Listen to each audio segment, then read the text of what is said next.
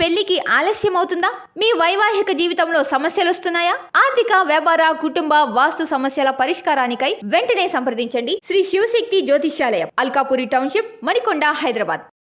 10వ తరగతి పరీక్షలు విద్యార్థుల భవిష్యత్తుకు ఎంతో కీలకమైనవి. 10th ఫలితాల అనంతరం విద్యార్థులు ఉన్నత విద్యను అభ్యసించేందుకు పలు కీలక నిర్ణయాలు తీసుకుంటారు. అందుకే 10వ తరగతి పరీక్షలపై ఉత్కంఠ నెలకొంది. కాగా తెలంగాణలో మార్చి 21న ప్రారంభమైన 10వ తరగతి పరీక్షలు ఏప్రిల్ 2 బుధవారంతో ముగిశాయి.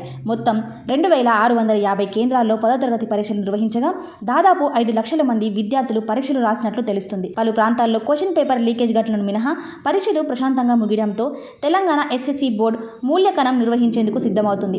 పరీక్షలను నిర్వహించిన ప్రభుత్వ పరీక్షల డైరెక్టర్ ఏప్రిల్ 7 నుండి 15 వరకు రాష్ట్ర వ్యాప్తంగా ఏర్పాటు చేసిన 19 శిబిరాల్లో సమాధాన పత్రాల స్పీడ్ మూల్యాంకనాన్ని నిర్వహించనుంది. దీని తర్వాత ఫలితాలు వెలువడనున్నాయి. మూల్యాంకనం పూర్తవడానికి దాదాపు 20 రోజులు పడుతుంది. ఆ తర్వాత ఫలితాలను వెల్లడించనున్నారు. అయితే పరీక్ష ముగిసిన ఒక నెలలోపు ఫలితాలను వెల్లడించనున్నట్లు ఒక సీనియర్ అధికారి తెలిపారు. 10th ఫలితాలు పూర్తి కావడంతో ఫలితాలు ఎప్పుడు విడుదలవుతాయనే ప్రస్తుతం చర్చానీయాంశంగా మారింది. అయితే 10th ఫలితాలు ఏప్రిల్ చివరి వారంలో లేదా మే నెలలో వెలువడించే అవకాశం ఉన్నట్లు సమాచారం.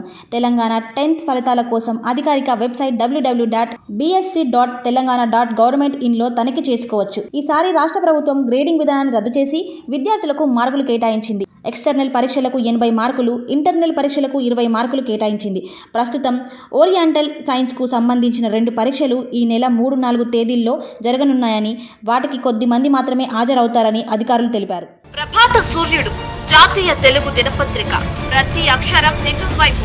నిజం దాగదు, వార్త ఆగదు.